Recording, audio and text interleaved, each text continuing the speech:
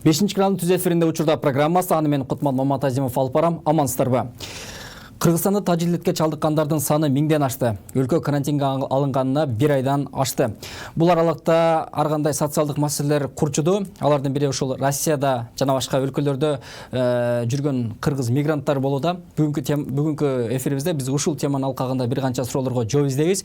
Берүүбүзгө Замандаш партиясынын төрагасы Жеңиш Молдахматов, Жогорку Кеңештин депутаты Марлен Маматалиев катышат. Мындан тышкары Россиядагы кыргыз блогери Максат Аманов жана Оренбургда азыр ошол талаада калган кыргыздардын бири Сыртбай Советовдун сөзүнө орун беребиз. Урматтуу телекөрүүчүлөр, берүүнү жакшы жаңылык менен баштайын. Ошол Россиядан мигранттарды алып келүү үчүн 400 адамды алып келиш үчүн сүйлөшүү, макулдашуу бекитилгени белгилүү болду.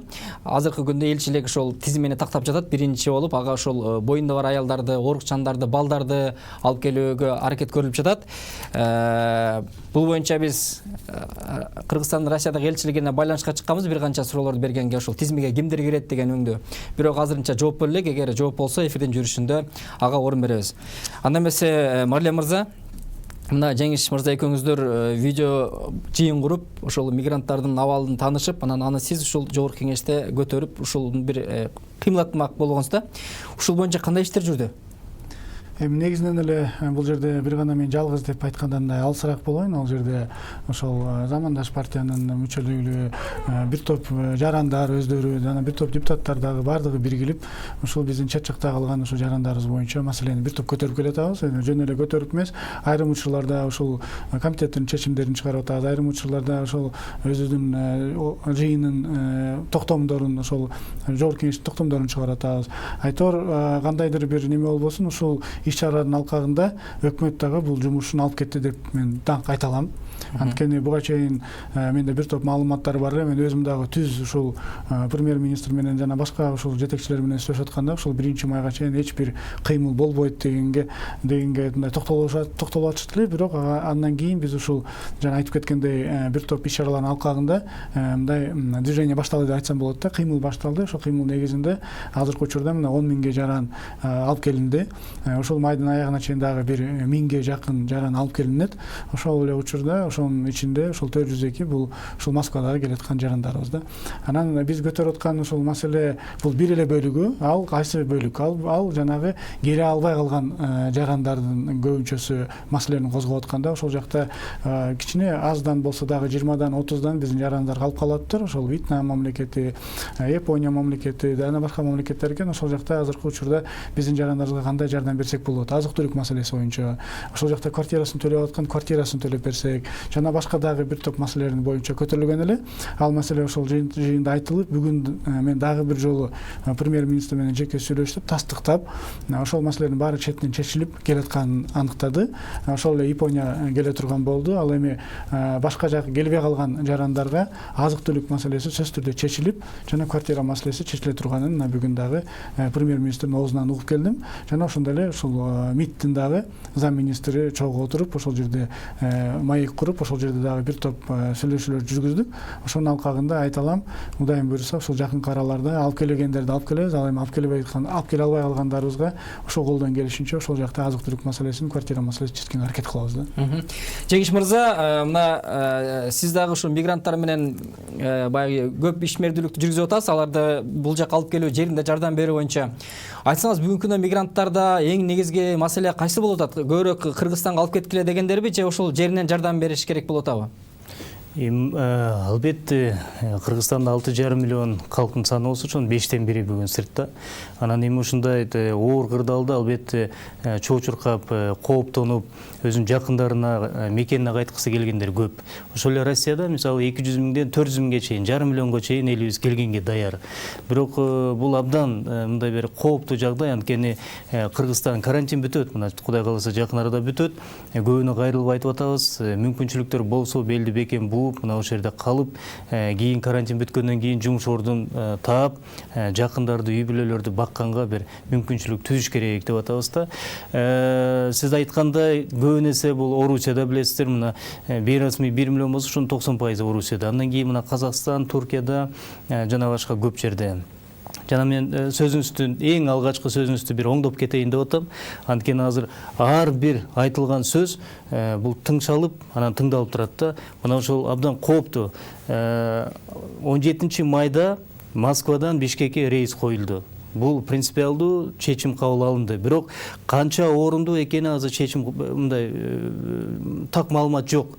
200 орундук борт коюлду, 400 орундукка сүйлөшүү жүрүп атат. Бул бир. Экинчи, элчиликтин жана Тышкы иштер министрлигинин расмий булагы маалыматы боюнча ооругандар, балалуулар, аярлуу топтор, улуу инсандар эң биринчи приоритет катары каралат. Мына ушундай маалыматтар берүүдө этият болбосок, элди дүрбөтүп алып атабыз да. Бүгүн мынакей ушул буга чейин Стамбулдан, Новосибирсктен жана башка бир канча шаарлардан алынып келинди. Баш аягы бир 9000 тегереген адам алынып келинди деп атат. Эгер мына азыр дагы адамдарды алып келе берсек, бул баягы бизди баары бир мамлекет алып кетет экен, талап кое берсек деген бир ойду жаратып, мындай массалык түрдө мигранттардын бир Кыргызстанга агылуусун пайда кылбайбы? Эми азыр ушундай агым бар да. Агым бар, бирок бир жакшы жери эң биринчи күндөрү паника болуп, элдер эмне кыларын билбей калган учурда мамлекеттер чек араларын жаап, карантиндер киргенде, мына ошондо аябаганда бир чочуркап, элдер эмне кыларын алапайын таппай калган учур болчу. Ошол кезде эң эле аярлуу топторду, анан эң керектүү деген адамдарды алып келгенге мүмкүнчүлүктөр болду. Буга чейин мына Туркияда 3 рейс болду, Москвадан келди, Новосибирскиден келди, көп жерден келди. Бирок албетте азырда андай инсандар көп, андай адамдар көп. Мисалы ошол эле Новосибирскиде бүгүн хостелде жаткандар бар. Айтор абдан көп. Эми 1 миллион эл бул көптүк кылат экен. Жана сиз сурап атпайсызбы, азыр эң керектүү эмне деп? Биринчи бул мекенине кайтуу деп талап коюшуп атат. Ушуга муктаж. Экинчи, жеринде калгандар квартплаталарын төлөп азык түлүк жагынан муктаж. Үчүнчү, бул ооругандарга жардам берүү. Мына ошол 3 негизги багытта иш алып барыш керек. Көпчүлүк жерлерде, элчиликтерде ушундай боюнча иш алып барылып атат. Бирок мен баса белгилеп айтам, жалпы өкмөттүн ушул 3 багытта алып барган иштери көбүн эсе мага жакпайт. Мына бул боюнча катуу сындарды да айтканбыз, катуу талаптарды да айтып келгенбиз. Эми көпчүлүктө оор кырдаалда албетте кемчиликтер болот экен. Аны да учурунда айтып коюп туруш керек да. Эми азыр сындай турган учур эмес, а чече турган учур. Акырын-акырындан кезеги менен келип атышат. Марлен мырза, мына Россиянын өзүндө эле бейрасмий 1 миллион деп айтабыз. Ушул эгер баягы массалык түрдө Кыргызстанга кетебиз деп чыгышса, биз анча адамдын баарын обсервацияга жаткырып, аларды обсервацияга жаткырган учурда тамак аш менен камсыздаш керек болот атпайбы? Анчага мамлекеттин алы жетеби? Биз жарандарга ошол Россияда мүмкүнчүлүк болсо кала тургула деген бир түшүндүрүү иштерин жүргүзүүгө бүгүн өкмөт мисалы ушуга мажбурбу? Биринчиден биз баардыгын бияка алып келебиз деген ураандан алысыраак болушубуз керек. Анан баардыгыңар келгиле деген ураандан да алыс болуш керек да. Анткени мына эң туура белгилеп кеттиңиз. Баардыгын бир заматта алып келип, бул жерге алып келип алып, обсервацияга жаткыза албасаң, жага тамак аш бере албасаң, эртеси ал деле бүтөт. Эртеси аларды жумуш менен камсыз кыла албасаң, алардын баарын бияка кел дегенден алыс болушубуз керек да. Анан ошол жакта дагы биздин жарандарыбыз дагы туура түшүнүш керек, туура мындай маалымат берип турушубуз керек да. Бул жерде биринчи кезекте ошол эң кыйналып аткан, чындыгында ошол жакта ошол учурга байланыштуу барып калгандар, анан ошол жерде окуп аткандар, же болбосо ошол жерде эң болбой калды деген бир определенный адамдарыбызды эле алып келбесек, калганын ошол жерде туруп туруңуздар. Биз мына колдон келишинче азык-түлүк маселесине жардам берели. Ошол жакта дагы диаспоралар жардам берип атыптыр. Мына бул жактан Жеңиш мырза ошого дагы бир жарандар жардам берип атыптыр. Ошондой бир кыймыл менен жардам берип турсак, колдон келишинче кармап турсак деген эле уран болуш керек да. Анан баарын алып келебиз дегенден алыс болуш керек. Алаган ошондой призыв кылгандардан да алыс болуш керек. Бул жерде айтып кетиш керек. Ушундай дагы кырдаалда, ушундай учурда ким экен да белгилүү болуп калып атпайбы? Керек болсо ушундай учурларда элдерди башка бир бузукулук ойлорго, пикирлерге, кыймылдарга алып баргандар да жок эмес экен да. Ошол эле 4000 сомдон сатып, 4000 рубльдан сатып, границага чейин автобус бар, бара бергиле, анан ал жерге барып алсаңар ошол жерден айла жок анан Кыргызстанды алып кетет деген дагы мындай чакырыктар болуп атыптыр. Бир топ ушундай туура эмес чакырыктарга душар болуп атабыз да. Анын баарынан биз алыс болушубуз керек, реалдуу түрдө карашыбыз керек. Анан албетте өкмөт буну ачык айкын элге айтыш керек. Мына урматтуу жарандар, мына азыр айтып кетти го, 200 болобу, 400 болобу, ошол жараныбызды алып келебиз. Андан кийин 1 ай же болбосо 15 күн же дагы 1 жума болбойт рейс. Бардыгы болбойт. Ошол жерден аракет кылгыла, ошол жерде калыңыздар. Биз андан көрө азык-түлүк маселесин жана башка квартира маселесин чечип берели деген жолго барышыбыз керек да. Аны ачык айкын айтыш керек. Бул жерден чын айтканда өкмөт бир аз өзүнүн информациялык маалымат жактан, өзүнүн кыймыл жактан азыр артта калып атат. Ошонун кесепетинен мына төгүлүп келип эле бардык жарандар билбей, маалымат жетпегенден Оренбург жака барып атышат, маалымат жетпеген жагынан чек ара жака барып атышат. Айтор ушинтип анан кайра эле ошол жерде дүбүлөңгө салып кыргыз элибиз кыйналып атат да. Ошолорду биз ачык айкын ушул брифинг аркылуу өкмөт өзүнүн маалыматтарын тез берип туруш керек. Күнүн берип, күнүн өзүнүн кыймылдарын айтып туруш керек деп эсептейм да. Жеңиш мырза, мына Мария мырзанын айтканына кошумчалай, бүгүн мына Чыңгыз Айдарбеков тышкы иштер министри ушул бир пиар акция жасагандар болуп атат, жеке кызыкчылыкты көздөп ушул баягы кырдаалды пайдалангандар болуп атат деп айтты да. Чынында ушундай бир могу кырдаалды пайдаланган шарттар жаралып атат, ушундай бир окуяларга көп болуп атасызбы сиз дагы? Албетте, мындай кырдаалдарда бул баягы 100 жылда, 50 жылда бир келе турган учурлар экен. Мындай кырдаалда өзүнө кандайдыр бир саясий упай топтогонду көздөгөн адамдар да бар экен да, тилекке каршы. Айтор жана Марлен Абдрахманович туура айтып атат, билеттерди сатып элеп, өзүнүн атын чыгаруу, же болбосо бир пакет берип коюп, мен тараттым, же болбосо мен автобус менен жеткирем, же болбосо мен тизмет түзүп атам, самолетторду коюп берем деп. Айтор ушу WhatsApp группаларынын ичинде мен Кыргызстандын президенти менен сөйлөшүп атам, мен Россиянын Кыргызстандагы элчилиги менен сөйлөшүп атам, парламенттин бүт депутаттарына жөнөттүм деген инсандар чыкты да. Эми атын атасам да кичине туура эмес болуп калат. Бирок ушундай адамдарды ээрчип кетип атышпайбы? Анан Чыңгыз Айдарбеков боюнча айтып атпайсызбы? Чыңгыз Айдарбеков бир айдын ичинде бир жолу чыкты. Бир жолу бир айда брифингке чыкты. Мигранттар боюнча. Күнүгө чыгыш керек. Күнүгө тышкы иштер министри, миграциялык кызмат, ошол жерден эле өкмөттүн мына республикалык штабтан өкмөттүн өкүлү чыгыш керек да, айтып туруш керек. Баланча мамлекетте баланча жараныбыз калды. Баланчасы турист, баланчасы эмгек мигранттар, баланчасы ооруп кеткен, баланчасы окуп келатат деп. Студенттер боюнча бир үн катылдыбы? Студенттер боюнча бирөө айттыбы? Северный Кипрде 55 студент жатат. Америка Кошмо Штатында канча студент жатат? Европада канча студенттер жатат? Бирөө боюнча маалымат берген жок. Ата-энелер бизге чыгып атат. Кайдыгер эмес инсандарга чыгып атат. Эмне болот? Балдарыбыз кандай болот? Общежитиясынан чыгарып койсо эмне болот? Акча которо албай атабыз, тамагы жок болуп атат дегендер көп. Бул бардыгы тышкы иштер министрлиги, билим берүү министрлиги, туризм министрлиги, миграциялык кызмат оперативдүү ыкчам иштеш керек эле да. Мына башында ушундай кемчиликтер болду. Эми азыр айта берсе көп. Мен айтарым, 1 миллион калкыбыз сыртта жүрөт. Мына ошонун бардыгын алып келүү бул реалдуу эмес. Бул биринчиден. Экинчиден, бүгүн Чыңгыз Айдарбеков айтпадыбы? Дагы бир 8 миңден 10 миңге чейин алып келгенге планыбыз бар депчи. Айтор сөздөрдөн этият болушубуз керек. Тескерисинче азыр өкмөттүн өкүлдөрү айтыш керек. Урматтуу бир туугандар, мекендештер, Кыргызстандын бюджети жылдын аягына карата 30 миллиарддан ашык албай калышыбыз күтүлүүдө. Кризис бүгүнкү күнү инфляция 2,7% болду. Ичкидин өндүрүм жылдын аягына чейин -4 чейин барабыз.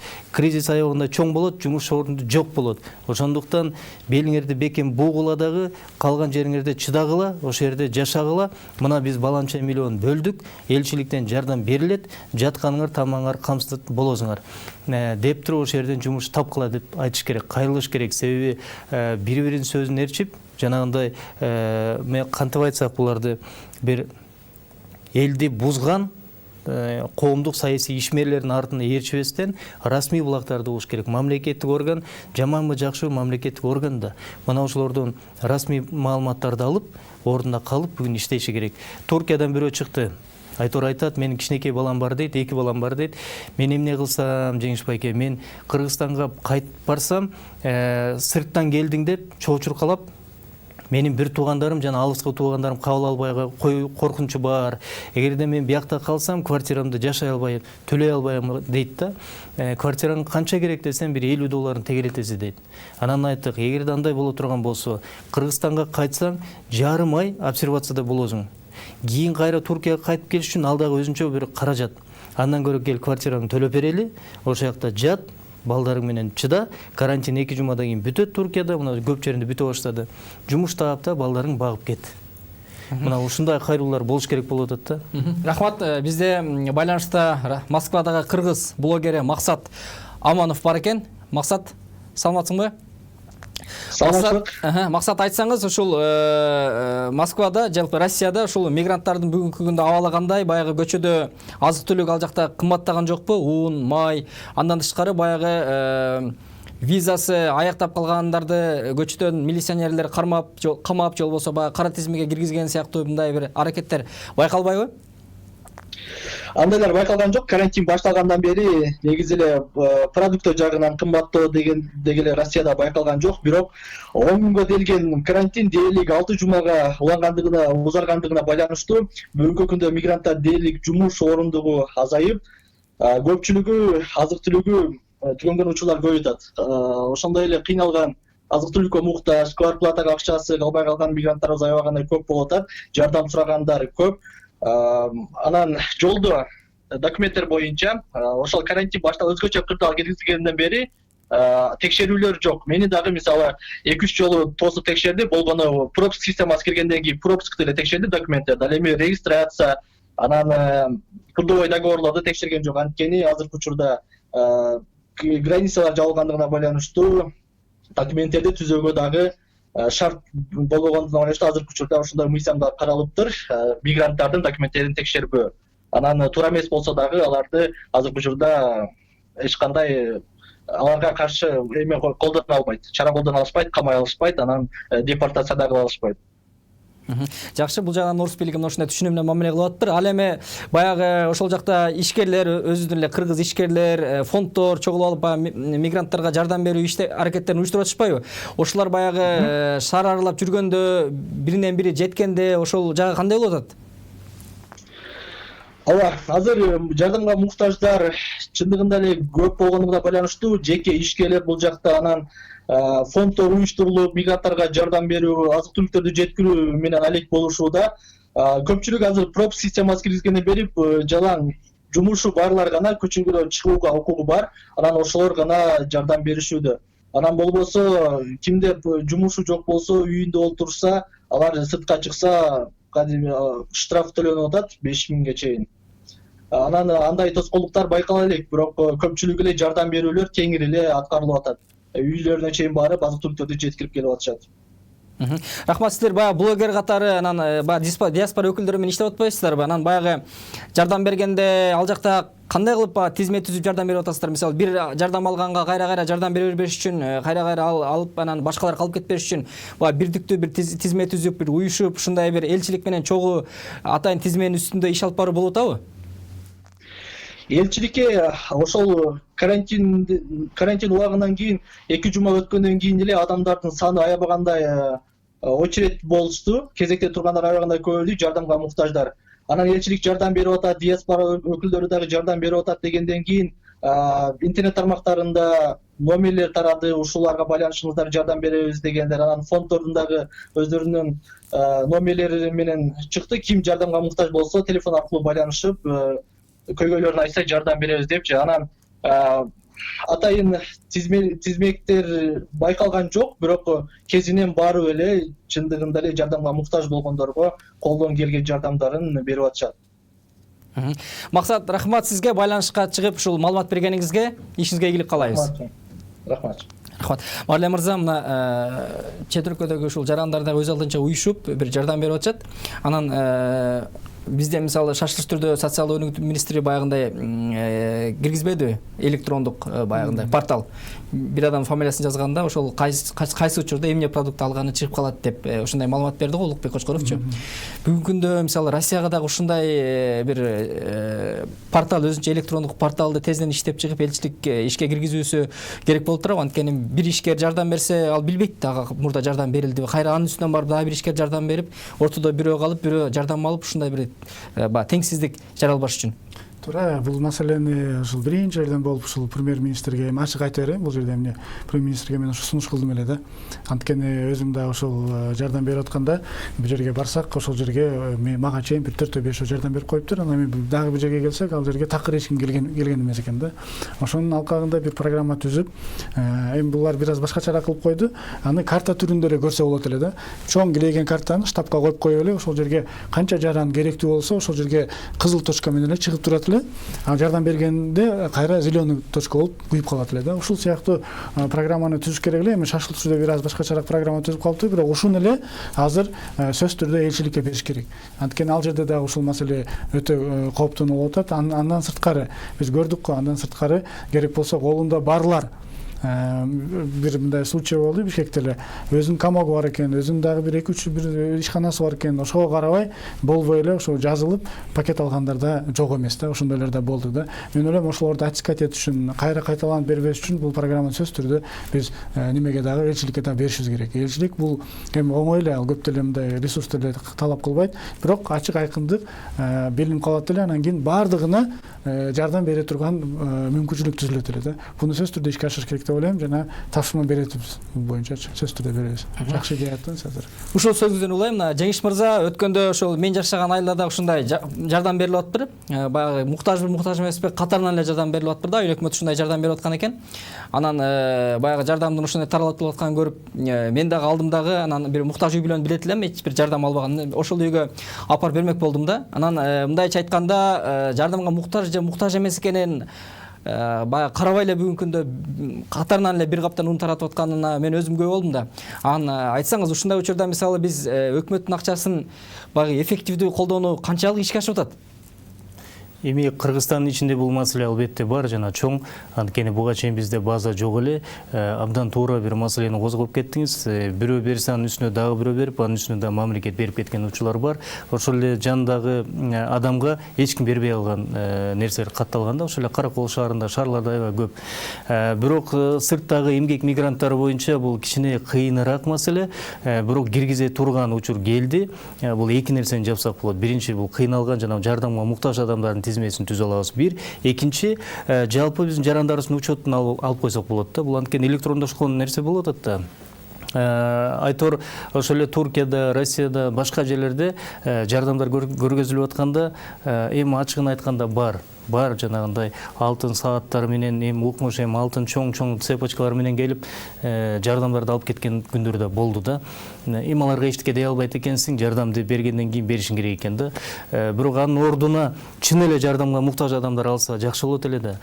Мен ойлойм, бул учетко киргизе турган жана учетко ала турган негизги системалар керек. Анткени азыр заман өзү ушундай. Жаңы технологиялар бар, өнүгүп атат да.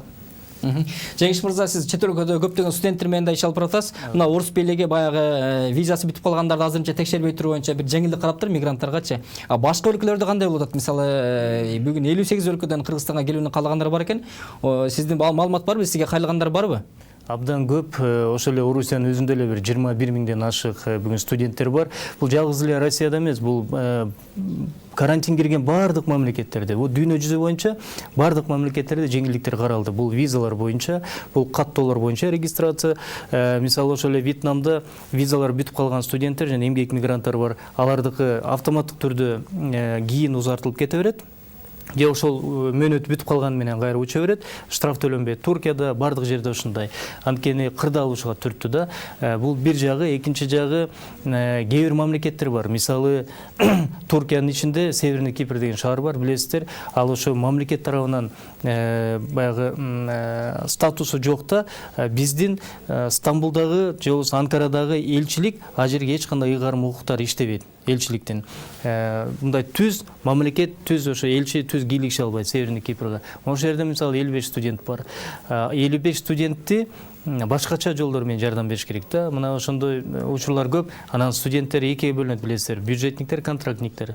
Бюджетниктер кичине жеңилирээк, анткени мамлекеттик программа болгондон кийин каралат. А вот контрактта окуп аткандарга чын эле аларды мындай иликтеп, карап, сүйлөшүп, баарлашып туруш керек. Ал боюнча мына элчиликтер иш алып барыш керек. Тилекке каршы айрым мамлекеттерде болуп атат. Студенттерди жардам берген ордуна элчилер коркуткан учурлар бар да. Мамлекетке чыкпа, видео кайрылуу кылба, эч нерсе жазба, чыда, күт деген. Мына студенттер кайрылып атат. Англияда өткөндө Марлем Абдрахманович менен чогуу баарлаштык. Акчабыз жок дейт, общежитиядан чыгарып атат дейт, наныбызга тыйын жок дейт, эмне кылабыз? Же кете албайбыз, же кала албайбыз, калса каяка жатабыз. Элчиликке кайрылса, эч кандай реакция жок дейт. Мына ошондуктан ушундай маселелерди ыкчам чечишибиз керек. Марлем мырза, мынакей баягы ошол өкмөткө карата сын күчүп атпайбы, сиз айтып атпайсызбы, өкмөт маалыматтык жактан жеңилип атат деп. Эми азыр ар бир жаранда телефон бар да, өлкөдө кырдаал корч, ар бири тартса эле чоң бир материал болот. Анан ушул жааттан алганда мына кече Оренбургдагы кыргыздар дагы аябай бир ыза болуп атышат. Коңшу Казакстан деле айтып атат, өзүңөрдүн өкмөтүңөр келбей атат деп айтты. Анан биздин өкмөт эле келбей атыр, болбосо кетмек экенбиз дегенде ойдо жүрүшөт да аларчы. Чын эле ушундай сиздер өкмөттөн сурап атасыздар да, өкмөт аракет кылып атабы ушу Оренбургдагы кыргыздарды алып келгенге же болбосо ары бирөт эле бир хостелдерге жайгаштырганга бир шарты бар. Эми Оренбург бул өзүнчө бир чоң тема деп айтсам болот, анткени биринчиден биз баардыгыбыз көрдүк ошол кылган видеолорун, жиберген видеолорун, ал эле эмес соц тармактарда эмес, керек болсо уюлдук мобилдик телефондорго дагы жиберип атышат. Анын баарын көрүп атабыз. Бул маселени мен көтөрдүм, бүгүн да көтөрдүм. Ал жерде мындай маалымат берди да магачы митчи. Биринчиден дейт, ошол жарандарыбызды биринчи эле күндөн баштап ошол жакта бир атайын Россия тарап бир здание берген экен. Ошол жака киргиле десе кирбей коюштур деп. Экинчиден ошол жакта палатага отуруп атайын консульстводон келбеди деп атпайбы, келсе ошол консулду барымтага алды деп айтып атышат да. Эми бул канчалык чын жалган билбейм, бирок МИДтин мага айтып аткан сөзү да. Бир топ эле мындай азык-түлүктөн азыр жардам берип атабыз деп айтып атышат. Эми азыркы учурда ал жер бир аз кырдаал, бир аз курчураак. Эгерде чындап эле ушундай барымтага алып аткан фактылар болуп атса, бул туура эмес деп айтмакчымын. Эми анткени бул мындай акыл эске жатпай турган иш да. Эми анын барымтагын алган кереги жок. Негизи эле өкмөт бул Оренбург болобу, башка маселе болобу, башка шаарлар болобу, ушундай ыкчам жумуштарды аткара албаган негизинде ушундай нерселер чыгып кетип атат да. Эми ал Оренбургдагы жарандар эми сураса бир чеграчы, Казакстандын бир чеграчысы жооп берип коюшу мүмкүн да, барсачы. Ал Казакстан өкмөтүнүн атынан атайын бирөө жооп берип аткан жок да. Анан ошол себептен атайын баягы Кыргызстан өкмөтү алып кетпей атат деген бир маалыматка бузук телефон болуп кетип атат да. Башка маалыматтарга ишенип эле башка бирлердин айтканына алтанып эле биринчи ошол жерде болгону бир 170 экен, азыр 70 киши экен, азыр бир 400гө жакын киши чогулуп калыптыр уже. Айтор баягындай эле туура эмес маалыматтардын негизинде болуп кетип атат да. Эми официалдуу түрдө өкмөт тараптан же ошол мамлекет тараптан айтылып атканда ошолорго гана ишениш керек деп айтмакчымын да. Анан ошонун алкагында мына ушундай позитивлерди, учурларды кездешип атат да. Бир гана мамлекеттин айтылган сөзүн гана күтүп, ошолор айткандан кийин гана жылса жылып, барса барып, жолго түшө турган болуш керек да. Ошентип чакырып кетмек эле. Кече жакында гана дагы маалымат чыкты. Азаттыктын өзбек кызматы Өзбекстандагы 500 жаран ошентип көчөдө калыптыр, ошол Казакстан менен Россиянын чеграсынын ортосунда. Жеңиш мырза, айтсаңыз, ушул дүйнөдө негизи мигранттар бири-бирине аябай миграциялык агым бар да. Анан бүгүнкү күндө ушундай маселе бир эле Кыргызстанда эмес да, дүйнөдөгү башка өлкөлөр кандай чечип атканын сиз мындай байкоо салып көрдүңүзбү? Туура айтып атасыз. Бул дүйнө жүзү боюнча бүгүн 250-260 деп коелу, 250-260 миллион эмгек мигранттар бар. Ошонун ичинен айланып жүрүп, туруктуу иштеп жүргөн 150 миллион болчу да. Мына азыр коронавируска байланыштуу анан азыр бири дагы иштебей калды көбүнесе. Айтор коңшу мамлекеттерде да бизге окшогон так эле ушундай маселе бар. Мына сиз айткандай Казакстан, Өзбекстан чегарасында 500дөн, 300дөн, 200дөн өзбек жарандары тургандар бар, тажик туугандар бар. Эми мен калыстык үчүн айтайын. айтор ушундай кырдаалда чындыкты же болбосо бир туура нерсени калыс сөзүңдү айтып койсоң да жаман аттуу көрүнөсүң бир тарапка сөзсүз түрдө. Бирок Россия боюнча анткени бейрасмий 1 миллион болсо ошону 90% Орусияда болуп атпайбы? Айтор ушу Россияда эң көп кыргыз жарандары болгондуктан маселенин баары мына ушул жерде болуп атат. Сиз айткан Оренбург, сиз айткан Новосибирск, Москва жана башка. Калыстык үчүн Москва жана жалпы Россия боюнча диаспоралар жана активисттердин өкүлдөрү, мына активисттер аябагандай чоң иштерди аткарып атышат. Өзүлөрүнүн ден соолугун, өзүлөрүнүн өмүрүн тобокелге салып, Россияда билесиңер коронавирус өтө тездик менен өсүп атат да. Мына ошого карабастан маскаларын кийип, перчаткаларын кийип алып, элге кызмат кылып жүрөт. Четинен, урматтуу журналисттер, урматтуу кыргыз элим, мына мен расмий билдирейинчи, ушу Россияда эмгектенип жүргөн биздин активисттер, диаспоранын өкүлдөрү, алар да Кыргызстандын жарандары, алар да биздин уул кыздар. Мына ошолор тобокелге салып иштеп жүрүп, четинен кулап атышат. Коронавирусты ооруп, четинен больницага барып, алардын арасында реанимацияга жатып калгандар да бар да. Мына ошолор боюнча журналисттер эмне үчүн айтпайсыңар? Мына ошолордун эмгектери бааланышы керек да. Элчилик бул жалгыз да, элдин саны көп. Мына ошого баягы сиз жана туура айтып атпайсызбы? Телефонду ачсаң эле маалымат көп депчи. Маалыматтын өтө көптүгүнөн улам кимге ишенип, каяка барып, эмнени кылаарын билбей калды да көпчүлүк. Ошон үчүн айтып атабыз. Эң биринчи Тышкы иштер министрлиги, өкмөт, республикалык штабтан тынбастан күнүгө брифингке чыгып алып туруп анан маалымат берип туруш керек. Мына ошол маалыматты элчиликтер анан тынбастан жана активисттер аркылуу таркатыш керек, диаспоралар аркылуу таркатыш керек. Ушундай иш жүрбөй атат да. Мына убагында маалымат жетпегендигине байланыштуу биринин артынан бири келип атат. Оренбург боюнча хостелде 90 киши жаткан. Ошонун ичинен 55 биздин жараныбыз граница жабык дегенге карабай жолго чыккан автобусту жалдап. Оренбургка границага келгенде аларды киргизген эмес. Автобус чыштады да бурулуп алып кетип калды. Жанагы детский лагерьге алып баралы деп Оренбург жергиликтүү бийликтин өкүлдөрү айтканда баш тартты. Жок, биз ушул жерде болобуз деди. Макул деп палатка тигип беришти. Анан мурунку Солилецкте калган 70 адамды үстүнө алып келип коюшту. Ошо менен 130тан ашык 140ка жакын адам калып калды. Мына бүгүнкү күнгө чейин бузук телефондун айынан таксилерди жалдап алып, өзүлөрүнүн машинеси менен, автобустар менен келип атып, 400гө жакын адам болуп калды. Мунун баардыгы телефонго тартып, нан жок, суу жок, границада калдык, биз ташталып койду деген эки нерсеге доо кетирет. Биринчи жалпы кыргыз элине, экинчи кыргыз мамлекетине. Мен түшүнүп атам, аябаганда оор, баягы ток бала ач баланы түшүнбөйт деген кеп кылып атышат. Бирок маселе бирин серин болсо да сабырдуулук болуп туруш керек да. Экинчиден ушундай кырдаалда өкмөт ыкчам иштеш керек, ыкчам чечимдер кабыл алыш керек. Чыкпа дедиби, чыкпа, ошол жерде бөгөт коюш керек. Эгерде ошол жерге чыкпаса, аягына шарт түзүп бериш керек. Тамагын бер, жатканын төлөп бер. Эгерде адамдын тамагы да жок, жаткан жери да төлөнбөй турса, албетте жолго чыгат да, эмне кылат? Же аларга туура эмес мамиле кылса, сөзсүз чыгып кетет да. Эки жакта тең бар. Эки жакта тең бар. Мына ошол жакта калыс айтып атам. Эки жакта тең туура карашыбыз керек. Анан өз учуру менен маселени чечип турбаса, бул ырбап кете берет. Мына бүгүн 400 болду, эртең 600 болот. Андан кийин 1000 болот. Анан ошо 1000 адамды алып келип көр. Эгерде аны алып келбей койсоң, чоң чыр болот. Бул сөз эки мамлекеттин чек арасында. Россия, Казакстан. Алардын деле чек арачылары, аларда деле тургундар бар да. Алар деле айтат да, эмне болуп атасыңар кыргыздар, чечпейсиңерби бир нерсеңерди деп. Ошондуктан өкмөт ыкчам чечимдер кабыл алыш керек. Мисалы, жерлерде, мамлекеттерде калып калган жарандарды азык түлүк менен камсыздоо жана жатаканаларын төлөп берүү боюнча. Вьетнамда 30 гана адам бар, 30 эле адам бар. 30 адамга $2000 бөлүп берип коелучу, $2000.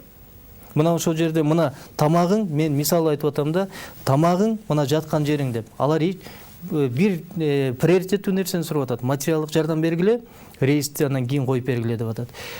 Италияда, Казакстанда 55-56 миң биздин Кыргызстандын жараны бар. Ошол жерде 50 үй бүлө, бул 350-400гө жакын жараныбыз, адамдар, бала чакасы менен эшикте калып калуу коркунучунда турат.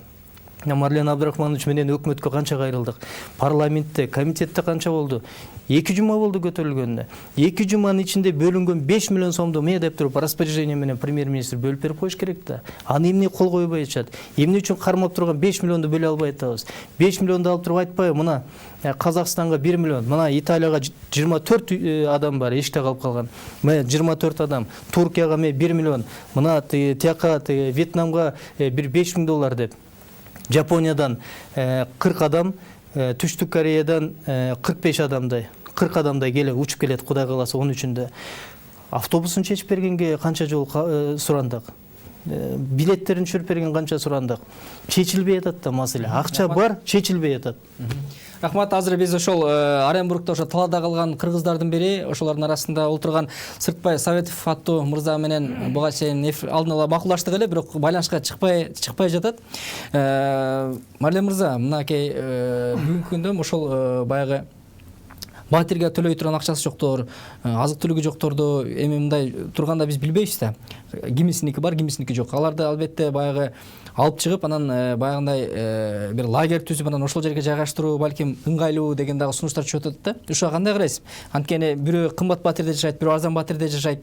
Андан көрөк бир Россиянын бийлиги менен сүйлөшүп туруп, бир лагерь же бир ушундай бир имарат берсе, ошол жерге жайгаштырган өкмөт үчүн ыңгайлуураак, анан арзаныраак айланабы дегенчи. Эми туура ошол Оренбургда дагы ошол лагерь берүү маселеси чечилген экен да, башындачы ошол лагерди орус тарап берем деп макулдашылган экен. Анан кийин биз болбойт дегенден баш тартпогондон кийин алар эми азыр кайра бергиле десе эми бербей атышыптыр.